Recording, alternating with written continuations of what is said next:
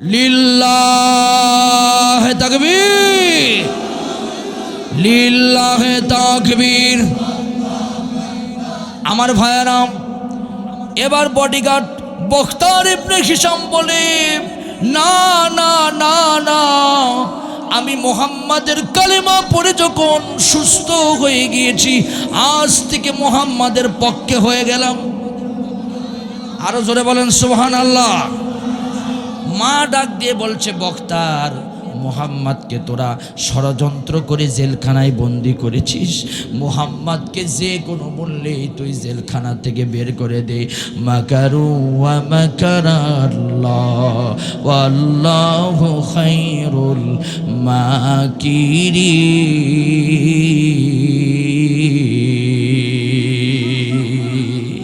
আল্লাহর খেলা আছে না নাই? আল্লাহর মার আছে না নাই? আল্লাহর ধরা আছে না নাই? আল্লাহ ধরেন না, ধরলে কিন্তু আল্লাহ ছাড়েন না। আর আল্লাহ পাক একটুখানি ক্ষমতা প্রয়োগ করলে দুনিয়ার জালেমরা পালাতে পর্যন্ত বাধ্য হয়। কথা বলেন ঠিক কিনা? এইবার হলো 4 জন, আর লাগবে কয়জন? আরো জোরে কয়জন? আমার ভাইয়েরা, আমার প্রিয় বন্ধুগণ, জালেমদের সকল ষড়যন্ত্র নস্যাৎ করে দেওয়ার জন্য একজন আছেন। তিনি কে?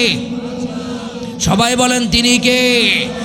2009 সালে কোরআনের পাখি আল্লামা সাঈদী সাহেবকে বন্দি করলো। আমার ভাইয়েরা, বন্দি করার পর 2023 সাল ধরে আল্লামা সাঈদী সাহেবের ওপরে নির্যাতন করলো, এমনকি তাকে চিকিৎসার নামে বিষ প্রয়োগ করে দুনিয়া থেকে বিদায় করে দিল। তার জানাজা পর্যন্ত হতে দিল না। তার জানাজা যারা গায়েবানা জানাজা যারা করেছিল, অধিকাংশ মানুষকে গ্রেপ্তার করলো। আল্লামা সাঈদী সাহেব তার মাহফিলের ভিতরে কয়েকটা ভবিষ্যৎবাণী দিয়েছিলেন।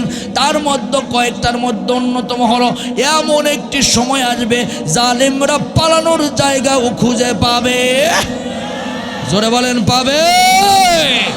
আমার ভাইয়েরা, শুধু তাই নয়, ভবিষ্যৎবাণী করেছিলাম, আমাকে যদি শহীদ করে দেওয়া হয় 1 বছরের মাথায় জালেম টিকতে পারবে না।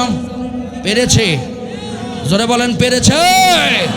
আমার ভাইয়েরা, এমন একটি সময় আসবে, মামু বাড়ি দিল্লিতে গিয়ে পড়বে। মাত্র 40 মিনিটের ব্যবধানে মামু বাড়ি দিল্লিতে গিয়ে পড়েছে। আল্লাহর খেলা আছে না নাই? আমার ভাইয়েরা, মামুনুল হক সাহেবকে ধর্ষক বলে জেলখানার ভিতরে বন্দি করেছিল। সেই মামুনুল হক সাহেব আবার নির্দোষ হয়ে বের হলো। এই কোরআনের ময়দানকে বন্ধ করতে চেয়েছিল। এক আমির হামজাকে বন্দি করেছিল। 1000 আমির হামজা তৈরি হয়ে কোরআনের দাওয়াত দিতে শুরু করেছিল। আমার ভাইয়েরা, 1 তারেক মনোয়ারকে বঞ্চিত করেছিল। 1000 তারেক মনোয়ার জন্ম নিয়েছে। 1 মিজানুর রহমান আজহারিকে দেশ থেকে বিতাড়িত করেছি। 1000 আজহারি তৈরি হয়েছে। কথা বলেন ঠিক কিনা? আল্লাহর খেলা। মাকারু ওয়া মাকারাল্লাহ ওয়াল্লাহু খায়রুল মাকিরিন।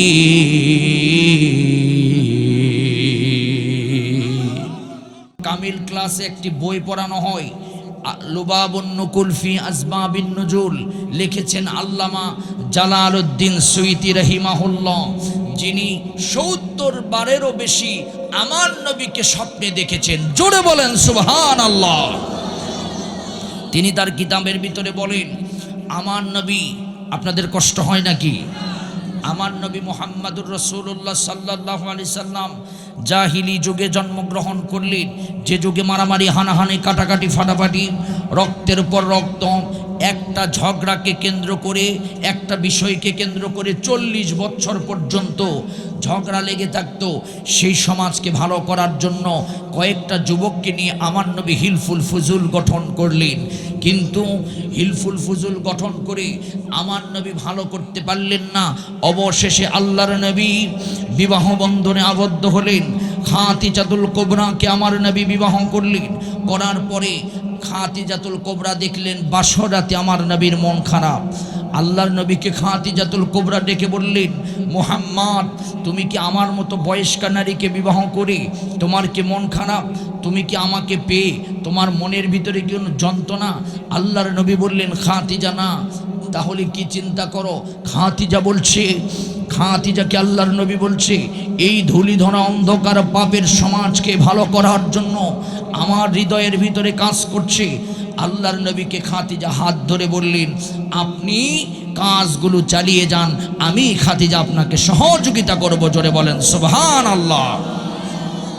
খাদিজাতুল কুবরার এই অনুপ্রেরণায় আল্লাহর নবী 3 বছর ধ্যান করে কোরআন নিয়ে আসলেন।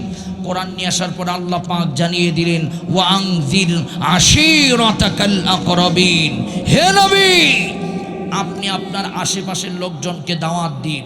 আল্লাহর নবী সে খাদিজাতুল কুবরাকে প্রথমে দাওয়াত দিলেন। খাদিজা কালিমা পড়ে মুসলমান হলেন। আমার 5টা মিনিট কথা যদি মনোযোগ দিয়ে শোনেন, পুরো আলোচনা বুঝতে পারবেন।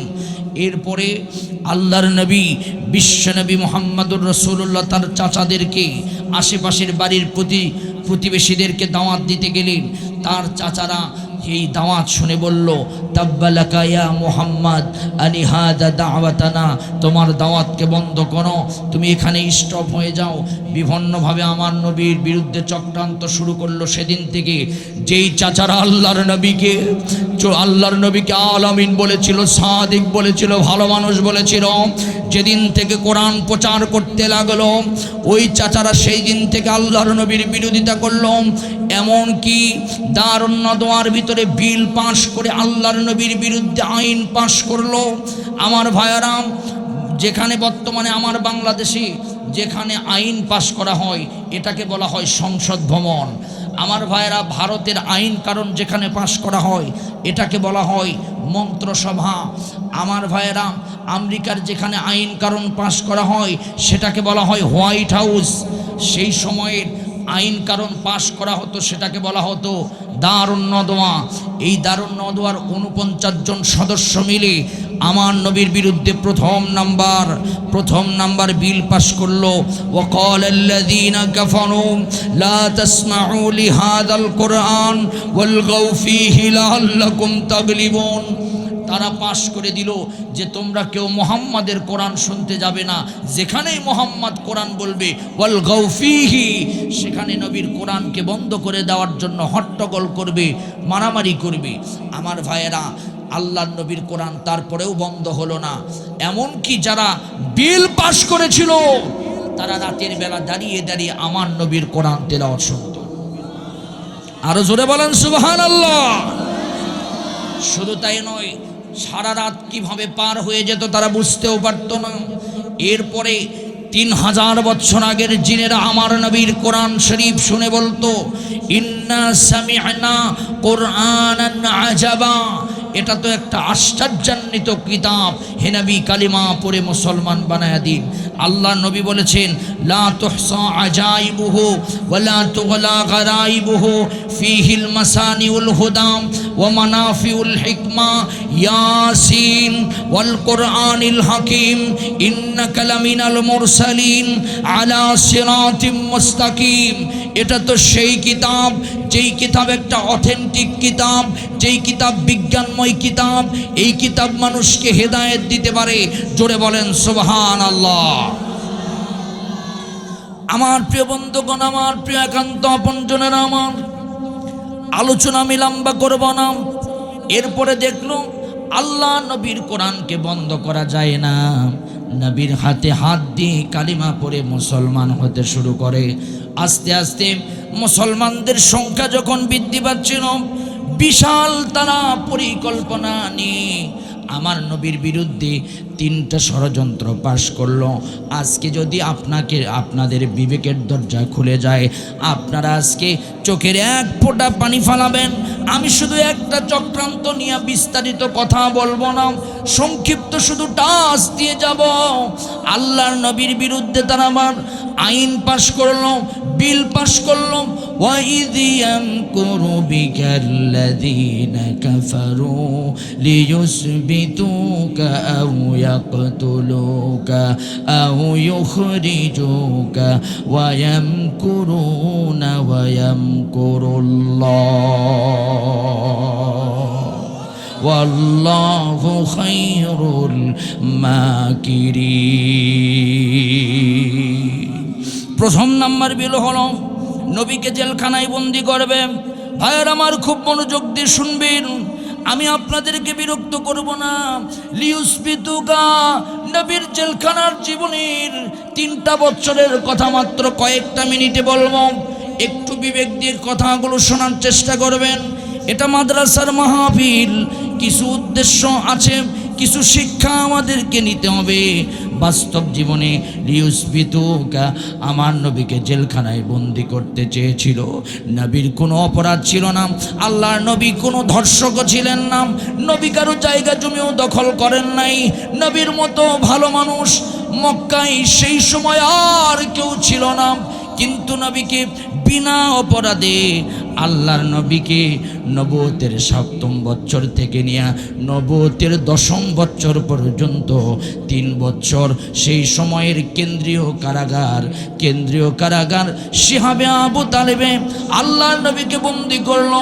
এমনকি বন্দি করে তারা নবীর অধিকার নষ্ট করলাম, খাবার পর্যন্ত বন্ধ করে দিলাম। ভাইয়েরা আমার খুব মনোযোগ দিয়ে শুনুন। প্রথম বছর আল্লাহ নবীকে তারা নজরবন্দি করলো।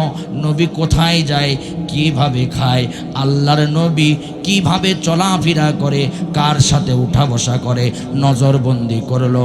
এমনকি এই নজরবন্দি করার পর মক্কার বড় বড় 12টি মেইন গেটের ভিতরে নর্তকী বসায়া দিল, সেখানে যুবক যুবতীদের নাচানাচি করার সুযোগ দিল। আর তারা প্রচার করতে শুরু করল, মুহাম্মদ পাগল, মুহাম্মদ জাদুকর, মুহাম্মদ আমাদের ধর্মে চুনকালি লাগাইছে। মক্কাতে যারা হজ করার জন্য এসেছে তারা আল্লাহর নবীকে পাগল বলছে। এই কথা শুনে মুহাম্মাদুর রাসূলুল্লাহকে দেখার জন্য তারা গেল। যারা আল্লাহর নবীকে দেখার জন্য গিয়েছিল তারা আমার নবীর চেহারা দেখে আর আচার ভদ্রতা দেখে তারা কালিমা পড়ে মুসলমান হয়ে গেল। তারা চিন্তা করল, না না, এভাবে হবে না, মুহাম্মদকে আর ছেড়ে দেওয়া যাবে না, এবার মুহাম্মদকে বন্দি করতে হবে। ভাইয়েরা আমার, নবীওয়ালা কাজ যারা করেন, নবীর মতো যারা দাওয়াত দেয়, তাদেরকেও সেম অবস্থা করা হয়। 2য় বছর, কথা লম্বা করা যাবে না, 2য় বছর আল্লাহ নবীকে নয়, নবী সহ 53 জন সাহাবী, আমার ভাইয়েরা 11 জন মহিলা আর 42 জন পুরুষ, 2 জন শিশুকে জেলখানার ভিতরে বন্দি করলো। বন্দি করার পর প্রথম বছর কাটিয়ে গেল। 2য় বছরে গিয়া আল্লাহর নবীর সাথে কোনো আত্মীয় স্বজনদের কেউ দেখা করতে দিল না। এমনকি এই 53 জন যে ভালো মানুষদেরকে বন্দি করলো তাদেরকে খাবার পর্যন্ত দিতে দিল না। এমনকি ওরা বন্দি করে খাবার আল্লাহর নবীর বন্ধ করে দিল। আমার নোয়াখালীর মুসলমান, আল্লাহর নবীর খাবার বন্ধ করে দিল, ওই সাহাবীদের খাবার বন্ধ করে দিল।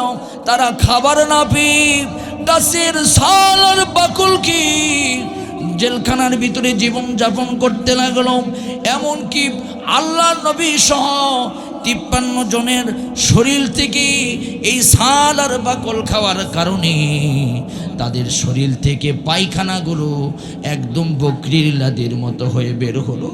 আবার আমার ভাইয়েরা, আল্লাহর নবী সহ 53 জনের পেশাবের রাস্তা দিয়া, অধিকাংশ সাহাবীর পেশাবের রাস্তা দিয়া শরীর চড়া হওয়ার কারণে রক্ত বের হতে শুরু করলো।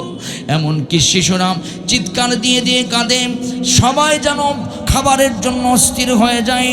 আমার ভাইয়েরা, হাত তুলে আওয়াজ তুলে বলেন তো, খাবার দেওয়ার মালিক কে? আরো জোরে বলেন, খাবার দেওয়ার মালিক কে? একজন মানুষের 5টা অধিকার। 1 নম্বর হলো খাদ্য, 2 নম্বর বস্ত্র, 3 নম্বর বাসস্থান, 4 নম্বর চিকিৎসা, 5 নম্বর শিক্ষা, এই মানুষটা যে কোনো অপরাধী হোক না কেন এই 5টা অধিকার দিতে হবে। কিন্তু আবু জেহেল আমার ভাইয়েরাম এই 49 জনকে নিয়ে আবার চক্রান্ত করলো আর বলল মুহাম্মদকে না খাওয়ায়া জেলখানার ভিতরে দুনিয়া থেকে বিদায় করে দিব। আওয়াজ তুলে হাত তুলে বলেন তো সব ক্ষমতার মালিক কে? আমাদের জীবনের মালিক কে? আমাদের হায়াতের মালিক কে? আল্লাহ রাব্বুল আলামিন বলেন তাবারাকাল্লাযী বিয়াদিহিল মুলকু ওয়া হুয়া আলা কুল্লি শাইইন কাদির আল্লাযী খালাকাল মাউতা ওয়াল হায়াতা লিয়াবলুয়াকুম আইয়ুকুম আহসানু আমালা। আল্লাহ বলেন বান্দা শোনো, তোমার মৃত্যু সৃষ্টি করেছি, তোমার হায়াত সৃষ্টি করেছি আমি আল্লাহ। যাকে ইচ্ছা তাকে বাঁচা দেই, আমি আল্লাহ যাকে ইচ্ছা তাকে মেরে দুনিয়া থেকে বিদায় করে দেয়। আল্লাহর নবীকে তারা চক্রান্ত করলো না খাওয়ায়া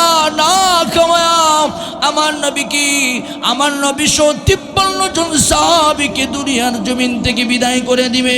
কিন্তু আল্লাহ পাক তো জানায় দিলেন, আল্লাহ রাব্বুল আলামিন বলেন মাকারু ওয়া মাকারাল্লাহ ওয়াল্লাহু খায়রুল মাকিরিন।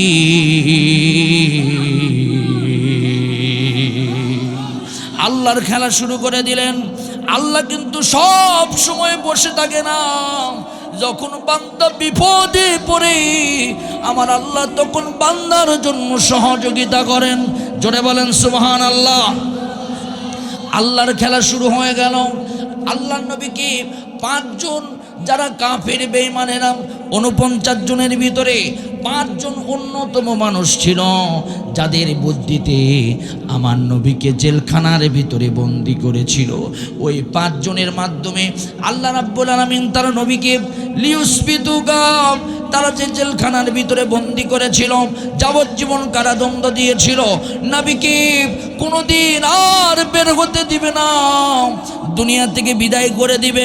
আল্লাহ বলেন মাকারু ওয়া মাকারাল্লাহ ওয়াল্লাহু খায়রুল মাকিরিন। আমি আল্লাহ কি খেলা খেলি, ওই 5 জনের মাধ্যমে আমি আল্লাহ পাক আমার বিশ্ব নবীকে সম্মানের সহিত জেলখানা থেকে বের করে নিয়ে আসব। জোরে বলেন সুবহানাল্লাহ, আরো জোরে বলেন সুবহানাল্লাহ। কয়জনের মাধ্যমে? সবাই একটু মিছিল দিয়ে বলেন, জোরে বলেন কয়জন? আরো জোরে, জোর হলো না। 5 জনের মাধ্যমে আল্লাহ রাব্বুল আলামিন তার নবীকে জেলখানা থেকে বের করে নিয়ে আসবে। এই 5 জনের ভিতরে শিক্ষা আছে আপনাদের ভিতরে আমার ভাইয়ারাম। প্রত্যেকটা পয়েন্ট আপনারা মনে রাখুন। 1 নম্বর হলো আবু জেহেলের প্রধান উপদেষ্টা, 82 বছর বয়স, নাম হলো হিশাম ইবনে আমর। বলেন তো প্রধান উপদেষ্টার পাওয়ার বেশি না কম? জোরে বলেন বেশি না কম?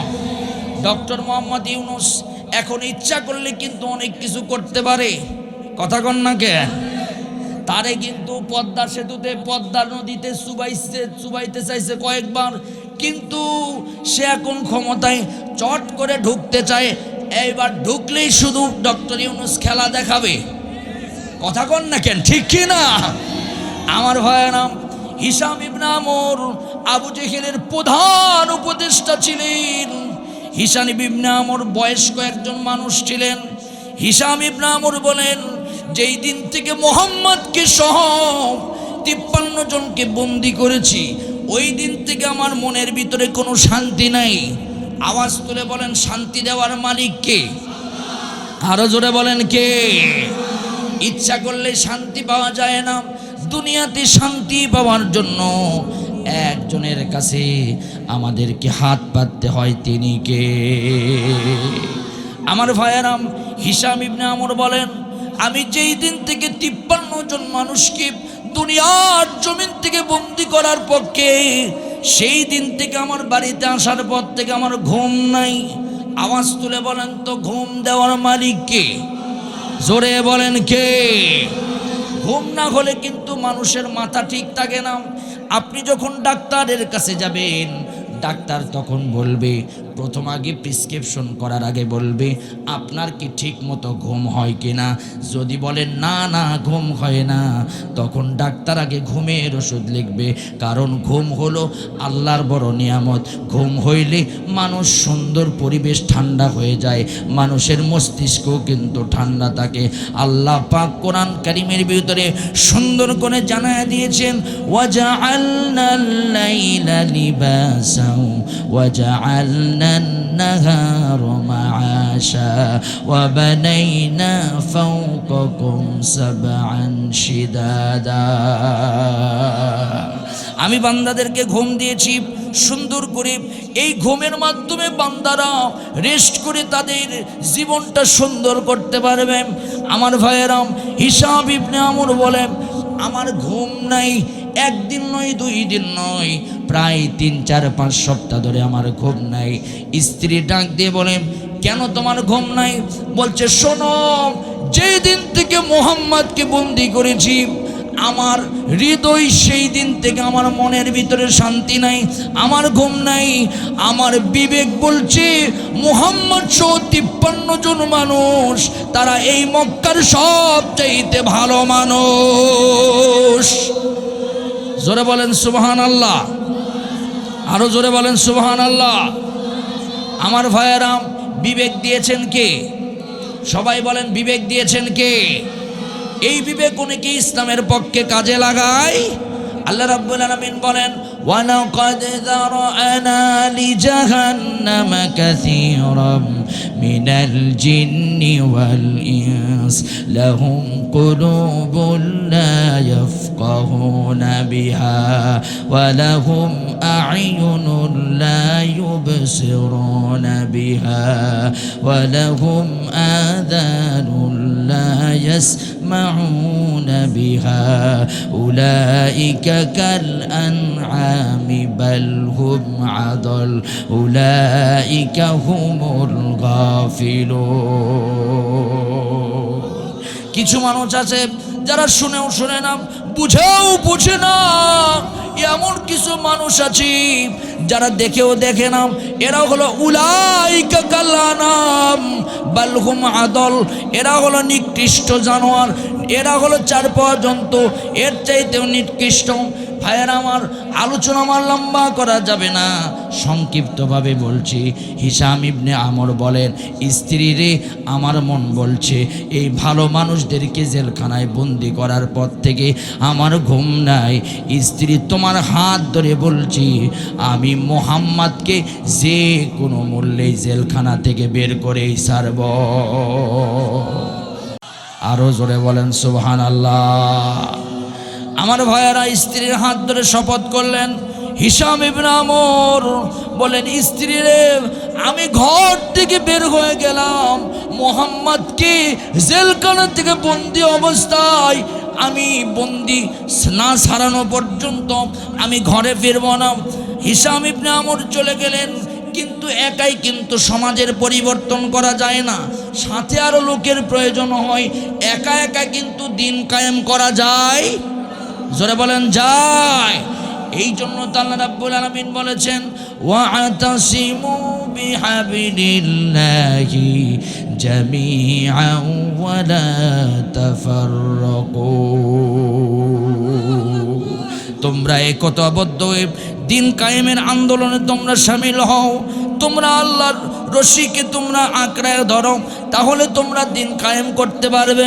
হিসাম ইবনে আমর চলে গেলেন আরেকজনের কাছে, যিনি বিশ্বনবীর 3 মাসের ছোট আবু জেহেলের কিলার ছিল, আবু জেহেলের পালিত সন্ত্রাস ছিল, নাম হলো জুহাইর ইবনে আবু উমাইয়া। আমার ভাইয়েরা, আমাদের দেশেও দেখবেন অধিকাংশ বাতিল নেতাদের পালিত সন্ত্রাস থাকে, যাদের মাধ্যমে মানুষকে মাইরা মাইরা দুনিয়া থেকে বিদায় করে দেয়। এই রকম নেতা আমাদের দেশে আছে না? না।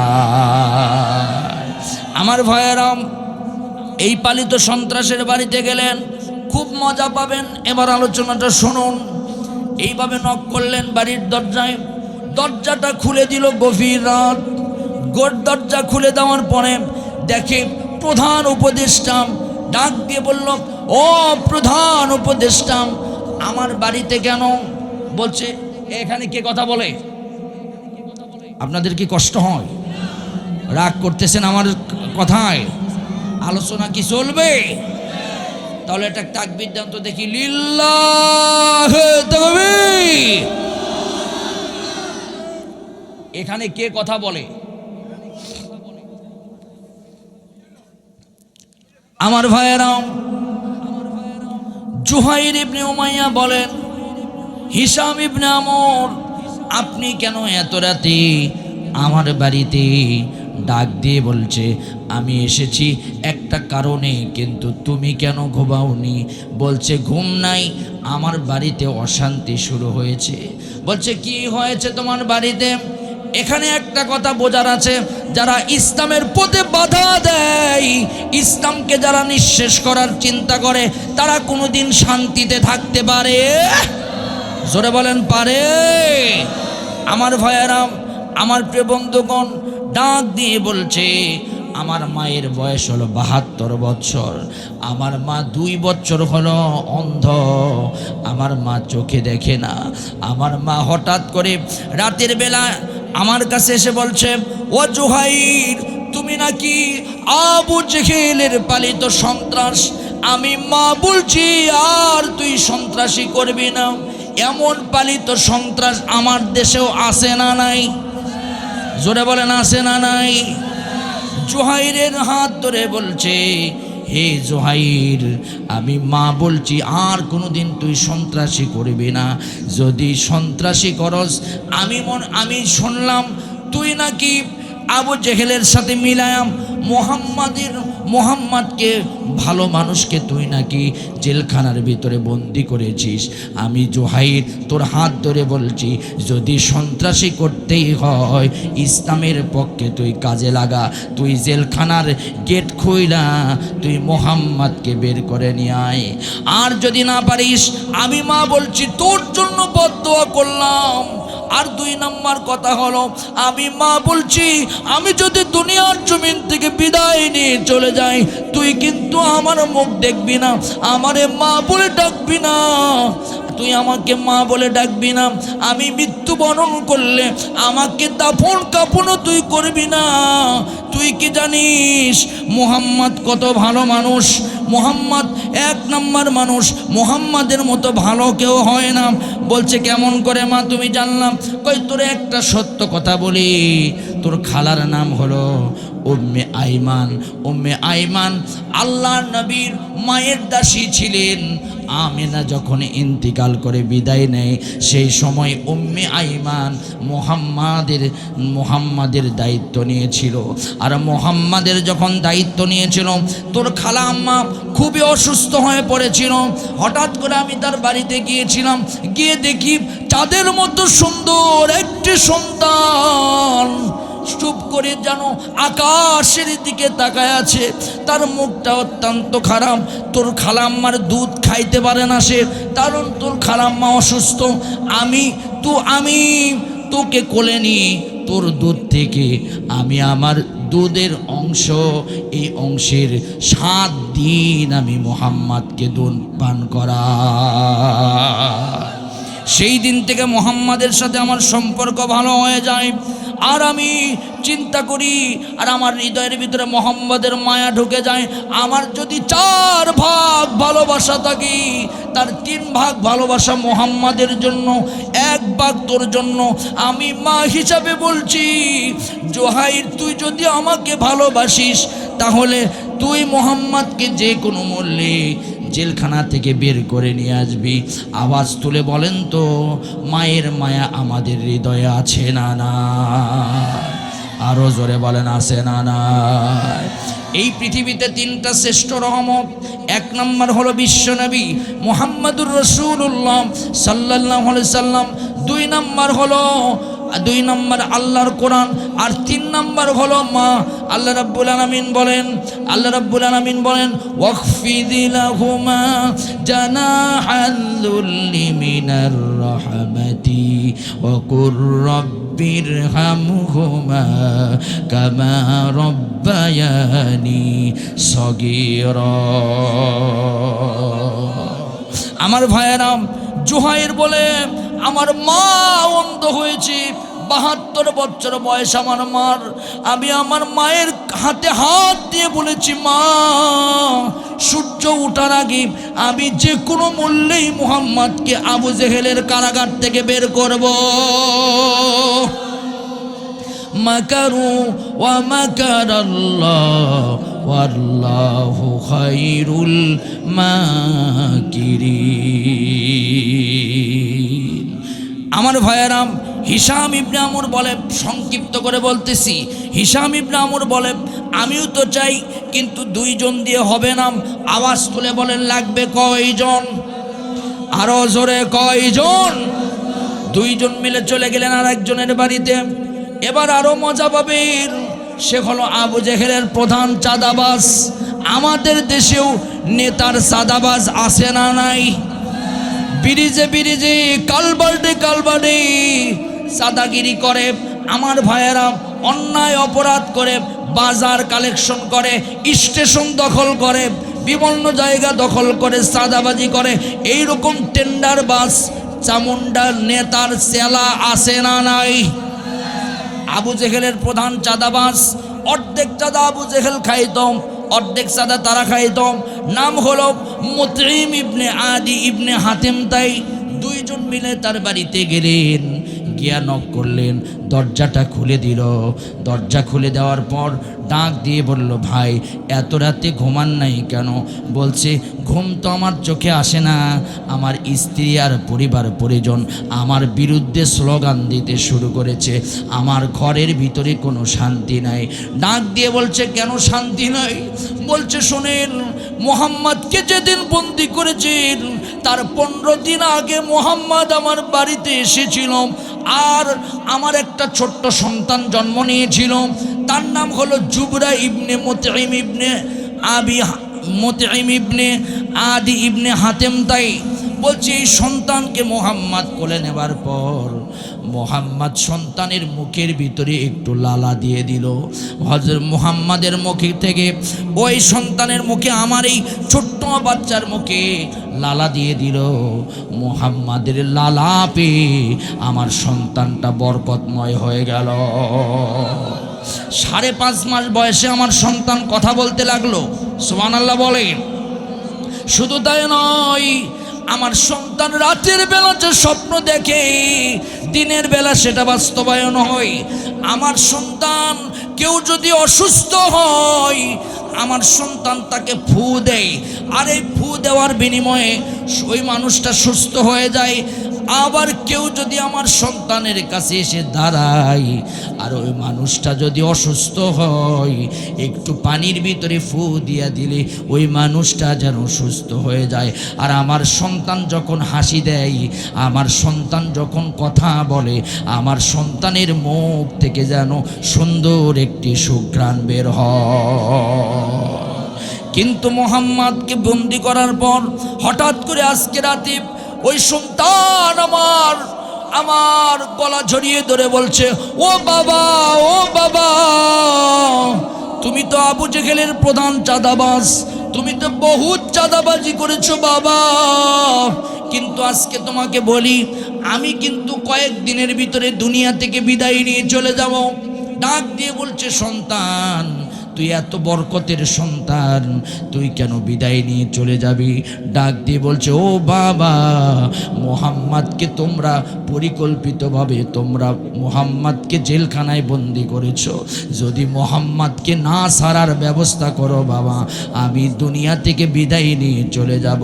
মাকারু ওয়া মাকারাল্লাহ ওয়াল্লাহু খায়রুল মাকিরিন। সন্তানের এই কথা শুনে না তার স্ত্রী বলে, শোনো শোনো, সকালে সূর্য ওঠার আগে যদি মুহাম্মদকে না বের করো, আমি আমার এই সন্তানকে নিয়ে বাবার বাড়ি চলে যাব। ডাক দিয়ে বলছে, না না যাইও না। কই তাহলে মুহাম্মদকে বের করার ব্যবস্থা করো। কই আমার ঘরের ভিতরে অশান্তি, আমি আর আবু জেহেলের চাঁদাবাজি করতে চাই না, আমি মুহাম্মদের পক্ষের লোক হয়ে গেলাম। আমি সূর্য ওঠার আগে যে কোনো মূল্যে মুহাম্মদকে জেলখানা থেকে বের করতেই চাই। জোরে বলেন সুবহানাল্লাহ, আরো জোরে বলেন সুবহানাল্লাহ। লোক হইল কয়জন? জোরে বলেন কয়জন? আর লাগবে কয়জন? জোরে বলেন কয়জন? আল্লাহর খেলা আছে না নাই? ইন্নাহুম ইয়াকিদুনা কাইদা ওয়া আকিদু কাইদা ফামাহিলিল কাফিরিনা আমহিলহুম রুয়াইদা। আমার ভাইয়েরা, আমার প্রিয় বন্ধুগণ, তিনজন মিলে বলল আর একজনের দরবারে যাব, চলো। তিনজন মিলে আর একজনের কাছে গেলেন। সে হলো আবু জেহেলের ভগ্নিপতি এবং আবু জেহেলের বডিগার্ড।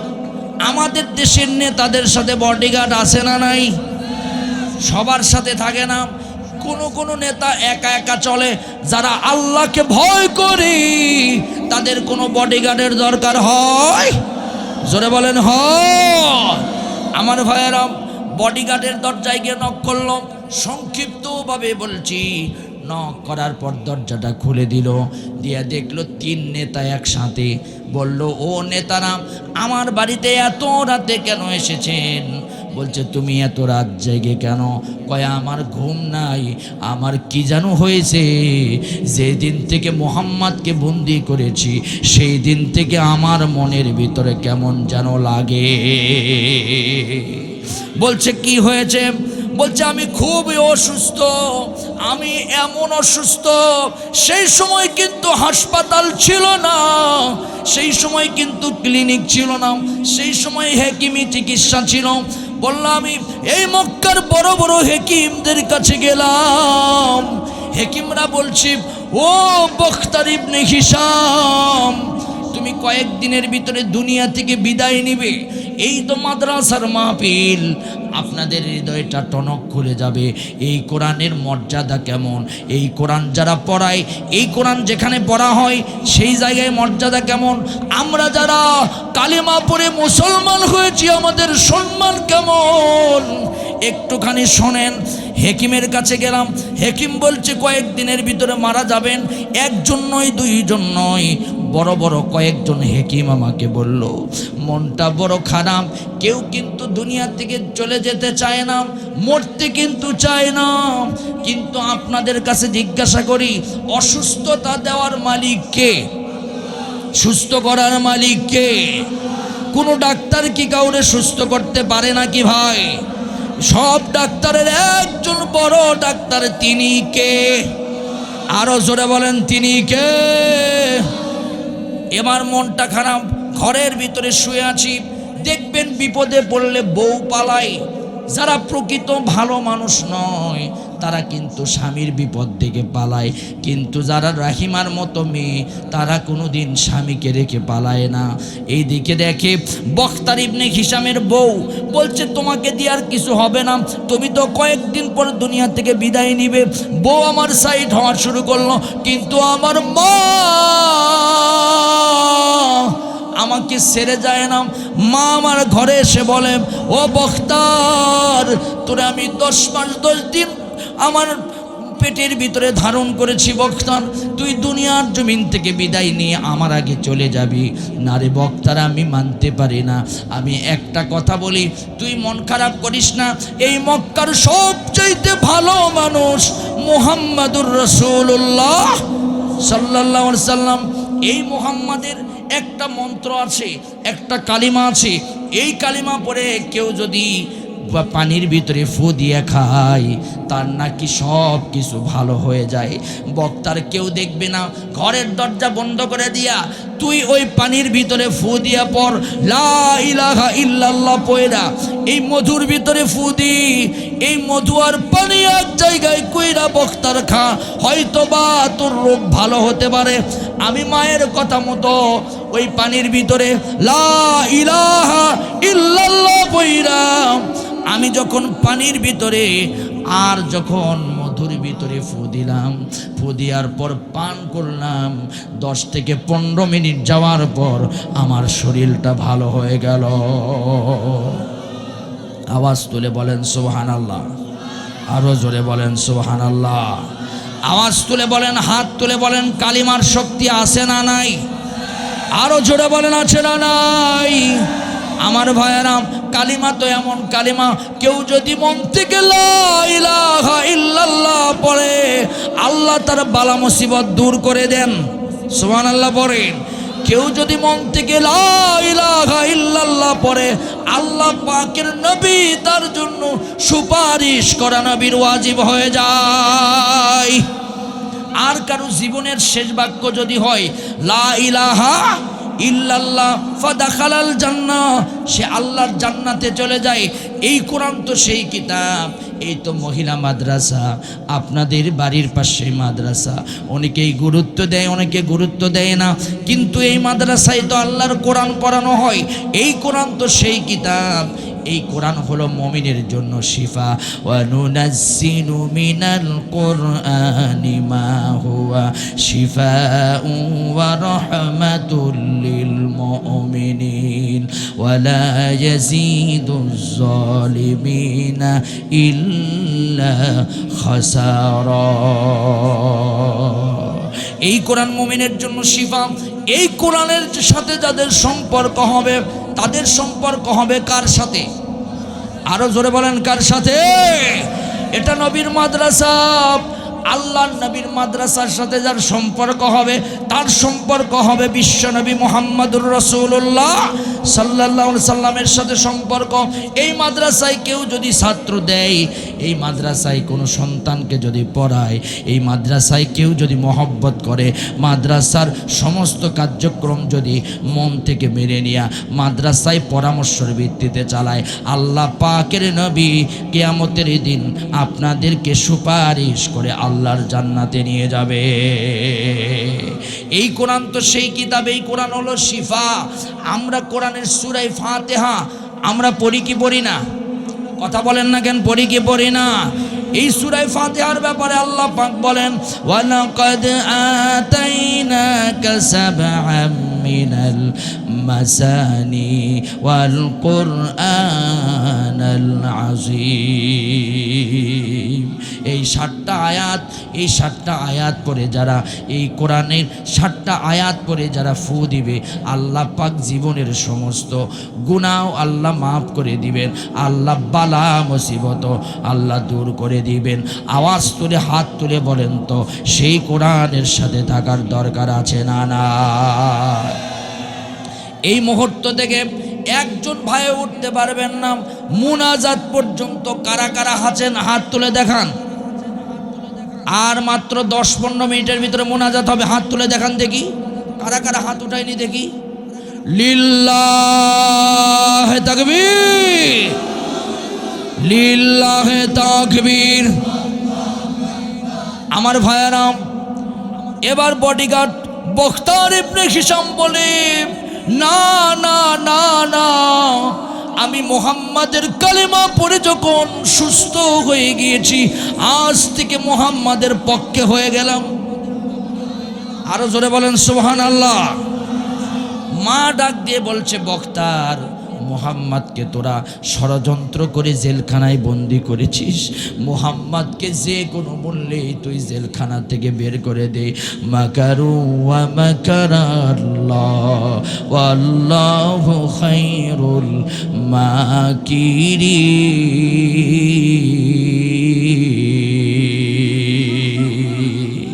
আল্লাহর খেলা আছে না নাই? আল্লাহর মার আছে না নাই? আল্লাহর ধরা আছে না নাই? আল্লাহ ধরেন না, ধরলে কিন্তু আল্লাহ ছাড়েন না। আর আল্লাহ পাক একটুখানি ক্ষমতা প্রয়োগ করলে দুনিয়ার জালেমরা পালাতে পর্যন্ত বাধ্য হয়। কথা বলেন ঠিক কিনা? এইবার হলো 4 জন, আর লাগবে কয়জন? আরো জোরে কয়জন? আমার ভাইয়েরা, আমার প্রিয় বন্ধুগণ, জালেমদের সকল ষড়যন্ত্র নস্যাৎ করে দেওয়ার জন্য একজন আছেন। তিনি কে? সবাই বলেন তিনি কে? 2009 সালে কোরআনের পাখি আল্লামা সাঈদী সাহেবকে বন্দি করলো।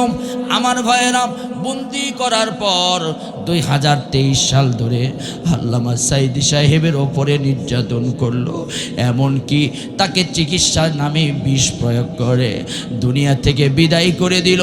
তার জানাজা পর্যন্ত হতে দিল না। তার জানাজা যারা গায়েবানা জানাজা যারা করেছিল অধিকাংশ মানুষকে গ্রেপ্তার করলো। আল্লামা সাঈদী সাহেব তার মাহফিলের ভিতরে কয়েকটা ভবিষ্যৎবাণী দিয়েছিলেন। তার মধ্যে কয়েকটার মধ্যে অন্যতম হলো, এমন একটি সময় আসবে জালেমরা পালানোর জায়গাও খুঁজে পাবে। জোরে বলেন পাবে। আমার ভাইয়েরা, শুধু তাই নয়, ভবিষ্যৎবাণী করেছিলাম, আমাকে যদি শহীদ করে দেওয়া হয় 1 বছরের মাথায় জালেম টিকতে পারবে না। পেরেছে? জোরে বলেন পেরেছে? আমার ভাইয়েরা, এমন একটি সময় আসবে মামু বাড়ি দিল্লিতে গিয়ে পড়বে। মাত্র 40 মিনিটের ব্যবধানে মামু বাড়ি দিল্লিতে গিয়ে পড়েছে। আল্লাহর খেলা আছে না নাই? আমার ভাইয়েরা, মামুনুল হক সাহেবকে ধর্ষক বলে জেলখানার ভিতরে বন্দি করেছিল। সেই মামুনুল হক সাহেব আবার নির্দোষ হয়ে বের হলো। এই কোরআনের ময়দানকে বন্ধ করতে চেয়েছিল। এক আমির হামজাকে বন্দি করেছিল। 1000 আমির হামজা তৈরি হয়ে কোরআনের দাওয়াত দিতে শুরু করেছিল। আমার ভাইয়েরা, 1 তারেক মনোয়ারকে বঞ্চিত করেছিল। 1000 তারেক মনোয়ার জন্ম নিয়েছে। 1 মিজানুর রহমান আজহারিকে দেশ থেকে বিতাড়িত করেছি। 1000 আজহারি তৈরি হয়েছে। কথা বলেন ঠিক কিনা? আল্লাহর খেলা। মাকারু ওয়া মাকারাল্লাহ ওয়াল্লাহু খায়রুল মাকিরিন।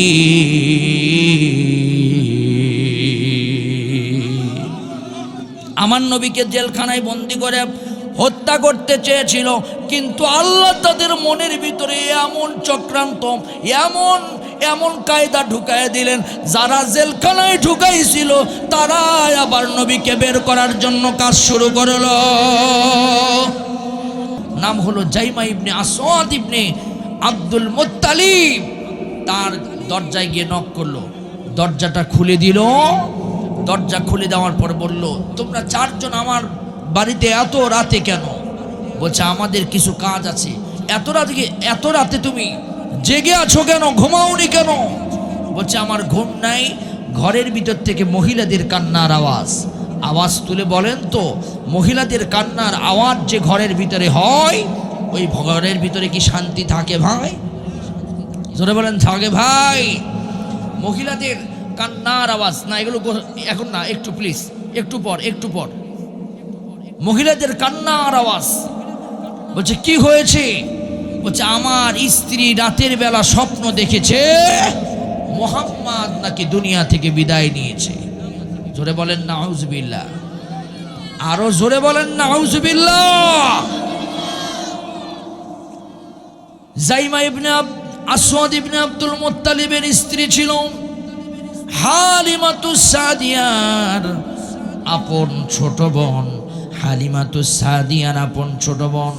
তার স্ত্রী তাকে ডাক দিয়ে বলো, শোনো, তুমি ঠান্ডা মাথার একজন বুদ্ধিজীবী আবু জেহেলের, তুমি তোমার বুদ্ধি দিয়া মুহাম্মদকে গ্রেপ্তার করেছ। আর আমি স্বপ্নে দেখেছি রাতের বেলা যে মুহাম্মদ জেলখানার ভিতরে দুনিয়া থেকে বিদায় নিয়েছে। জাইমা ইবনে আসওয়াদ ইবনে আব্দুল মুত্তালিবের স্ত্রী ছিলেন অনেক সুন্দরী, অনেক রূপসী। সেই সময়ে মক্কায় এইরকম সুন্দরী নারী খুব কমই ছিল। খুব পছন্দ করে বিয়ে করেছেন, স্ত্রীকে খুব প্রাধান্য দিতেন। ডাক দিয়ে বলেন, হে স্ত্রী শোনো, তুমি এমন কথা বলো না, মুহাম্মাদের পক্ষে নিও না। স্ত্রীর ডাক দিয়ে বলছে, শোনো, আমি বলছি সূর্য ওঠার আগে যদি মুহাম্মাদকে জেলখানা থেকে না বের করো, আগামীকাল সকালবেলা আমি আমার বাবার বাড়িতে চলে যাব। স্ত্রী কান্নাকাটি শুরু করেছে। আমার স্ত্রী বলছে, শোনো, মুহাম্মাদকে তো তুমি চিনো না, মুহাম্মদ কত ভালো মানুষ, কারণ মুহাম্মাদের চাইতে ভালো মানুষ আর কেউ নাই। আমি ছোটকালে আমার বোন যখন মুহাম্মাদকে নিয়ে তার বাড়িতে যাই, হালিমা যেদিন থেকে মুহাম্মাদকে ঘরে নিয়েছে সেই দিন থেকে হালিমাতুস সাদিয়ার ঘরটা বরকতে ভরে গিয়েছিল। আমার বোন এই শিশুকে নেওয়ার পর এই মুহাম্মাদের শরীর থেকে এত সুন্দর সুঘ্রাণ আসতো। মুহাম্মদ কোনোদিন কান্নাকাটি করতো না, মুহাম্মদ কোনোদিন কান্নাকাটি করতো না। আর মুহাম্মাদের লজ্জাস্থান থেকে কাপড় যখন খুলে যেত তখন মুহাম্মদ কান্নাকাটি করত। আবার কাপড় যখন দেওয়া হতো তখন মুহাম্মদ কান্না বন্ধ করত।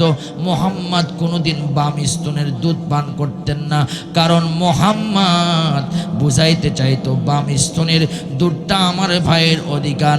মুহাম্মদ ছোট্ট থেকেই মুহাম্মদ এত বরকতের সন্তান। আর আমার তো মনে হয় এই মক্কায় মুহাম্মাদের চাইতে ভালো মানুষ আর কেউ নাই। এই 53 জন ভালো মানুষকে বন্দি করেছ। আমি তোমার স্ত্রী বলছি, যদি আমাকে নিয়ে ঘর সংসার করতে হয়, আগামীকাল সকালবেলার আগেই তুমি মুহাম্মাদকে যে কোনো মূল্যেই জেলখানা থেকে বের করবে। আমার চিন্তা হলো, আমার ঘর ভেঙে নষ্ট হয়ে আমার ঘরটা নষ্ট হয়ে যায়, আর আমি সহ্য করতে পারি না। আমি তখন ঘোষণা দিলাম, আমি যে কোনো মূল্যে মুহাম্মাদকে জেলখানা থেকে বের করব। লোক হলো কয়জন? আরো জোরে বলেন কয়জন? 5 জন মিলে শপথ নিল। হাজ্জাজ নামক পাহাড়ের ভিতরে দাঁড়িয়ে এই 5 জন হাতের উপরে হাত দিয়ে, একদম শেষ ফিনিশিং কথা হলো, হাতের উপরে হাত দিয়ে 5 জন মিলে শপথ নিল। প্রধান উপদেষ্টার হাতে হাত দিয়ে শপথ নিল, আমরা মুহাম্মাদকে না বের করা পর্যন্ত কেউ আমরা ঘরে যাব না, 1 লোকমা খাবারও খাবো না, 1 ঢোক পানিও পান করব না। আমার ভাইয়েরা, আমার প্রিয় বন্ধুগণ, আমাদেরও এখন সময় এসেছে শপথ নেবার। কারণ আমাদের উপরে জালিম জুলুম করতে করতে, নির্যাতন করতে করতে আমাদেরকে মুসলমানদের অস্তিত্বকে নাই করে দেওয়ার জন্য চেষ্টা করেছে। আমাদেরকেও হাতে হাত রেখে শপথ করতে হবে, যতদিন পর্যন্ত ইসলামকে পার্লামেন্টে না নিতে পারবো, আল্লাহর কোরআনের সমাজ যতদিন পর্যন্ত গড়তে না পারবো, ততদিন আমাদের সংগ্রাম আমরা বন্ধ রাখবো না, ইনশাআল্লাহ। জোরে বলেন ইনশাআল্লাহ। এই 5 জন মিলে আবু জেহেলের বাড়িতে গেলেন, দরজায় নক করলেন। আবু জেহেল দরজাটা খুলে দিল। ভয় করতেছিল দরজা খুলতে, কারণ দেখবেন যে নেতাগুলো ইসলামের বিপক্ষে, তারা হয় রাতের বেলা অবৈধ টাকা নিয়ে ব্যস্ত, না হয় অবৈধ নারী নিয়ে ব্যস্ত, আর না হয় দেখবেন অবৈধ নেশা নিয়ে ব্যস্ত। কিন্তু ইসলামের পক্ষে যে নেতাগুলো দেখবেন রাতের বেলা তাহাজ্জুদ নিয়ে ব্যস্ত। দরজা খুলে দিল, সেই 5 জন মিলে প্রবেশ করলো। বলল, নেতা আপনার সাথে আমাদের কথা আছে। বলল, কি কথা এত রাতে? আপনি ঘরের ভিতরে আসেন। ঘরের ভিতরে একটা ঘরের ভিতরে নিয়ে যাওয়া হলো, সিটকানি লাগায় দেওয়া হলো, ঘরের দরজা বন্ধ করে দেওয়া হলো। এবার কথা শুরু হয়ে গেল। প্রথম নাম্বার বুদ্ধিজীবী শুরু করলো, বলল, যে কোনো মূল্যেই আমার সংসার রক্ষা করতে হবে। আবু জেহেল, এই মুহূর্তে বলছি, মুহাম্মাদকে শিহাবে আবু তালেব থেকে ছেড়ে দিতে হবে। আবু জেহেল বলল, মাথা খারাপ নাকি? আমি তো মুহাম্মাদকে সবচাইতে বড় শত্রু ভাবি। আমার তো মনে হচ্ছে আর কয়েকদিন পর মুহাম্মদ দুনিয়া থেকে বিদায় নিয়ে চলে যাবে। আমার মিশন সাকসেস হয়ে যাবে। জাইমা বলল, না না, মিশন সাকসেস হবে না, আমরা বলছি ছেড়ে দিতে হবে, ছেড়ে দিতেই হবে। 2 নাম্বার লোক, ওরা তো পরামর্শ করে এসেছে। এবার 2 নাম্বার জন কথা ধরল, আবু জেহেলের বডিগার্ড। সে বলছে, জীবনে বহুত বডিগার্ড আপনার পক্ষে করেছি, আপনাকে কত মানুষের হাত থেকে রক্ষা করেছি। আমাদের বুদ্ধি আর আমাদের ইশারাতে মক্কার 53 জন লোককে আপনি বন্দি করেছেন। আর যেদিন থেকে বন্দি করেছেন সেদিন থেকে আমাদের ঘরটা ভালো নাই, আমরাও ভালো নাই। এই মুহূর্তে বলছি, আজ থেকে আপনার বডিগার্ড আর আমি করব না, আমি মুহাম্মাদের বডিগার্ড হয়ে গেলাম। আর আমি বলছি, এই মুহূর্তে সূর্য ওঠার আগেই মুহাম্মাদকে ছেড়ে দিতে হবে। আমার ভয়েরাম, এবার 3 নম্বর লোকজন কথা ধরল। 3 নম্বর হলো প্রধান চাঁদাবাজ, নাম হলো মুতঈম ইবনে আদি ইবনে হাতেম তাই। বলল, নেতা, বহুত চাঁদাবাজি করেছি আপনার পক্ষে, বহুত অবৈধ মাল কামাই করে আপনাকে দিয়েছি, আপনি বড় লোক হয়েছেন, আমিও আপনার সম্পদ থেকে কিছু খেয়েছি। কিন্তু না না নেতা, আমার শান্তির দরকার, এত টাকার দরকার নাই। এই মুহূর্তে বললাম, মুহাম্মাদের পক্ষে স্লোগান দিলাম, মুহাম্মাদকে জেলখানা থেকে যে কোনো মূল্যে বের করতে হবে। এবার আবু জেহেলের মাথা খারাপ। এবার 2 নম্বর লোক কথা ধরল, কিলার পালিত সন্ত্রাস। সন্ত্রাসকে আবু জেহেলের সামনে দাঁড়ায় জোহাইর বলল, শোনেন একটা কথা, আমার মা বলেছে, মা আমার বিরুদ্ধে বরদোয়া করেছে, বলেছে তুই আবু জেহেলের এই সন্ত্রাসী বন্ধ করে দে, যদি পারিস মুহাম্মদ আর ইসলামের পক্ষের তুই সৈনিক হয়ে যা। আমি বলছি, জীবনে বহুত লোকের ইশারাতে আমি দুনিয়া থেকে মানুষ বিদায় করেছি। আবু জেহেল, আজকে যদি তুমি মুহাম্মদকে না ছেড়ে দাও, আমি তোমাকে দুনিয়া থেকে বিদায় করে দিব। জোরে বলেন সুবহানাল্লাহ, আরো জোরে বলেন সুবহানাল্লাহ। এবার 5 নম্বর লোক, প্রধান উপদেষ্টা ডাক দিয়ে বলছে, আপনার কি বক্তব্য বলেন। প্রধান উপদেষ্টা বলছে, আমি তো নাটের গরু, আমি তো প্রথম শুরু করেছি, আমি বলছি মুহাম্মাদকে ছেড়ে দিতেই হবে। মাকারু ওয়া মাকারাল্লাহ ওয়াল্লাহু খায়রুল মাকিরিন।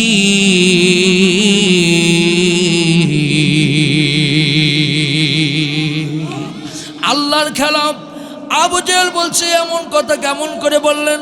বলল, না না, আপনার আর নেতাগিরি চলবে না, আমরা 5 জন মুহাম্মাদের পক্ষে। আমার ভাইয়েরা, ওই শিহাবে আবু তালেব থেকে 5 জন গিয়া আমার নবীর ওই গেটটা খুলে দিলেন। গিয়ে দেখেন ফজরের নামাজের সময় আমার নবীর শরীরটা দুর্বল। আল্লাহর নবী নামাজ আদায় করে বসে আছেন, চোখ দিয়ে পানি টপ টপ করে পড়ছেন। আমার নবী সহ 53 জন সাহাবীর শরীরটা ফ্যাকাশে হয়েছে। আল্লাহর নবীর জান্নাতি চেহারা যেন দেখা যাচ্ছে না, কেমন যেন হয়ে গিয়েছে। ডাক দিয়েছে হিসাব ইবনে আমর, আসেন নবী, দুনিয়া থেকে আপনাকে বহুত কষ্ট দিয়েছি, আজকে শিহাবে আবু তালেব থেকে আপনাকে ছেড়ে দেওয়া হবে। আল্লাহর নবী আস্তে আস্তে গেটের কাছে এসে দেখলেন গেটটা খুলে দেওয়া হয়েছে। নবী বললেন, আবার কি পরিকল্পনা তোমরা আমার বিরুদ্ধে করেছো? বলল, না না না না না, এই মুহূর্তে হৃদয়ের ভিতরে আমাদের বিবেকে আমাদের বাধা দিয়েছে। আমরা আমাদের বিবেক থেকে বলছি, মুহাম্মদ আপনার মতো ভালো মানুষ এই মক্কাতে আর কেউ নাই। আপনি সহ যেই 53 জন লোককে বন্দি করেছি তারাই হলো সবচাইতে ভালো মানুষ। আপনারা জেলখানা থেকে বের হয়ে যান। আল্লাহর নবী, বিশ্ব নবী সেখানে সেজদায় পড়ে আল্লাহর নবী কান্নাকাটি করে আল্লাহকে বললেন, আল্লাহ, এই পৃথিবীতে এমন কিছু নাই যা তুমি পারো না। মাকারু ওয়া মাকারাল্লাহ ওয়াল্লাহু খায়রুল মাকিরিন। এই 5 জন আমাদের বিরুদ্ধে বিভিন্নভাবে ষড়যন্ত্র করে আমাদেরকে দুনিয়ার জমিন থেকে বিদায় করতে চেয়েছিল। আর আবার এই 5 জন এসে সম্মানের সহিত আমাদেরকে জেলখানা থেকে বের করে দেয়। আমার ভাইয়েরা, আমি যে আয়াতে কারিমা তেলাওয়াত করেছিলাম, ওয়া ইদিয়াম কুরু বিকাল্লাযীনা কাফারু লিয়ুসবিতুকা আও ইয়াকতুলুকা আও ইউখরিজুকা ওয়া ইয়ামকুরুনা ওয়া ইয়ামকুরুল্লাহ ওয়াল্লাহু খায়রুল মাকিরিন।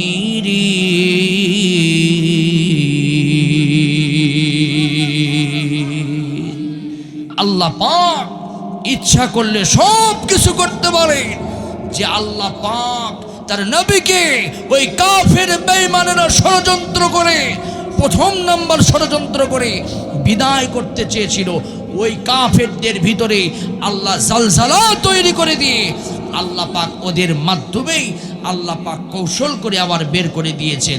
যে রাজাকার তহমতে আজকে বাংলাদেশের ভিতরে আমার ভাইয়ের আলেম ওলামাদেরকে নির্যাতন নিপীড়ন করে আজকে শেষ করে দেওয়ার পরিকল্পনা করে শত শত আলেমদেরকে বন্দী করেছিল। শুধু তাই নয়, আলেমদেরকে ফাঁসির মঞ্চে ঝুলাইছে। সেই রাজাকার তহমতে 40 মিনিট সময়ে আমার ভাইয়েরা দেশ ছেড়ে পালাতে বাধ্য হয়েছে। কথা বলেন না কেন? ঠিক কিনা? আল্লাহর খেলা, আল্লাহর মার, দুনিয়ার বার। এই জন্য আল্লাহর সাথে পাল্লা দেওয়া যাবে? জোরে বলেন, যাবে? এই জন্য যে আল্লাহ পাক মূসাকে বিদায় করেছিলেন, যে আল্লাহ পাক ফেরাউনকে বিদায় করেছিলেন, যে আল্লাহ পাক কারুনকে বিদায় করেছিলেন, হামানকে বিদায়